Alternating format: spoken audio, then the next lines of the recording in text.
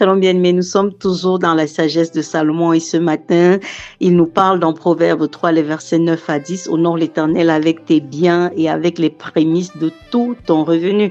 Alors tes greniers seront remplis d'abondance et tes cuves regorgeront de mou. Je rappelle qu'ici, c'est l'homme le plus riche que la terre ait connu qui parlait et il dit que voici son secret. Il dit, honore l'Éternel avec tes biens et avec les prémices. Ça veut dire avec la première partie de ce que tu reçois de tous tes revenus. Ce n'est pas que tu fais d'abord toutes tes dépenses, tu payes toutes tes factures et après si tu as quelques résidus dans la main, tu dis que bon Seigneur, prends ça comme ça, tu vois un peu non, comme on a l'habitude de le faire. Non, il dit honore l'Éternel avec tes biens et avec les prémices de tout ton revenu. Bien-aimé, le fait pour toi de comprendre que en réalité, tu n'es qu'un intendant de ce que tu as entre les mains. Un intendant gère les biens d'autrui. Et j'espère que je ne vais pas te choquer en te disant que tu es non seulement un intendant de ta vie, mais tu es un intendant de l'argent qui passe par toi. En réalité, tu n'en es pas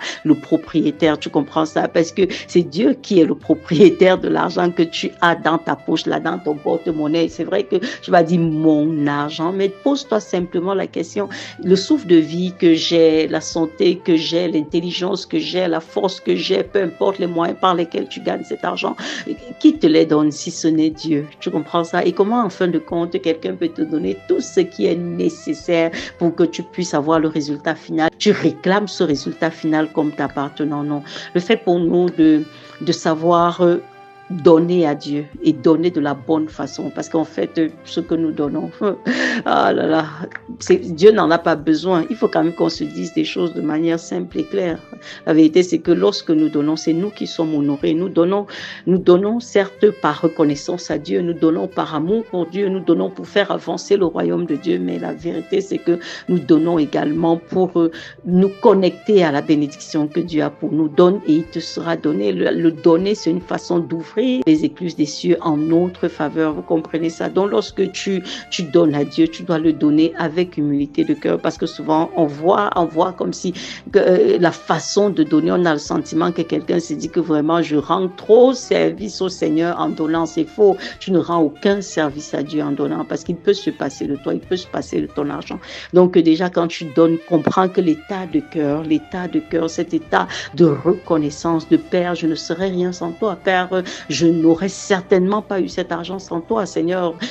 Père, en fait, tout ce que je peux mettre en œuvre pour avoir ceci me vient de toi et je reviens simplement devant toi reconnaître que c'est à toi que je me dois et c'est à toi que je dois tout ce que je peux avoir. Tu comprends ça? C'est avec cet état de cœur que tu dois donner avec joie, bien-aimé. C'est sans contrainte, sans tristesse dans ton cœur. Tu dois vraiment donner de façon libre. Comme je l'ai dit, et par reconnaissance à Dieu, tu dois pouvoir travailler à l'avancement du royaume de Dieu et tu dois pouvoir tendre la main aux autres, n'est-ce pas? Car Dieu a tant aimé qu'il a donné. Le modèle de donner nous vient de la part de Dieu qui a donné son Fils unique en sacrifice pour nos péchés. Et par conséquent, nous voyons comment est-ce que même sur cette terre, pendant le séjour de notre Seigneur Jésus-Christ ici sur la terre, comment est-ce qu'il a vécu sa vie? Donc, pour dire que, bien aimé, rassure-toi effectivement que l'argent qui entre tes mains sert au royaume de Dieu, sert aux autres. Ne sois pas quelqu'un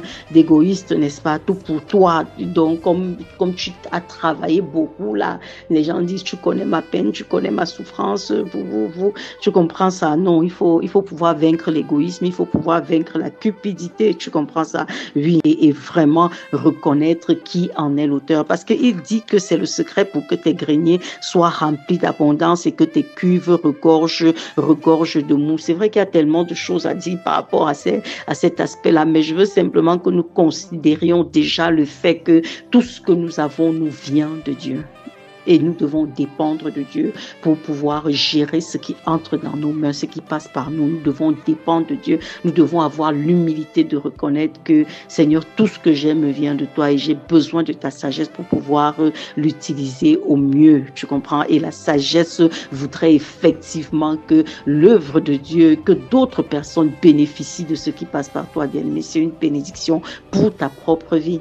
Et c'est une bénédiction pour ta progéniture. Donc, ne sois pas chiche. Dépends de Dieu. compte sur le Saint-Esprit, dépend de Dieu pour lui donner en premier, pas en dernier, en premier. Parce que lorsque tu lui donnes en premier, c'est en fait que tu es en train de dire que Père, même le reste qui est là, Seigneur, je dépends de ta sagesse pour gérer ça. Je ne dépends pas de cet argent, mais c'est de toi que je dépends. C'est en fait toi ma véritable source de provision. Quand tu es capable de donner à Dieu en premier, c'est pour lui dire que Père, ce n'est pas cet argent qui me contrôle. Je ne dépends pas de cet argent, mais je dépends de toi. C'est ça notre défi en tant qu'enfant de Dieu. Et ça ne devrait même plus être un défi, ça devrait être un style de vie. Shalom bien-aimé. Si cette méditation t'a touché, ne la garde pas pour toi seul. Partage-la avec un proche, un ami ou un groupe d'amis qui a besoin d'entendre cette parole aujourd'hui. Réagis en commentaire par Amen si ce message a fortifié ton cœur ou identifie quelqu'un à qui cette parole ferait du bien. Abonne-toi à la page Méditons ensemble ou contacte-nous au plus 237 653 10 40 99.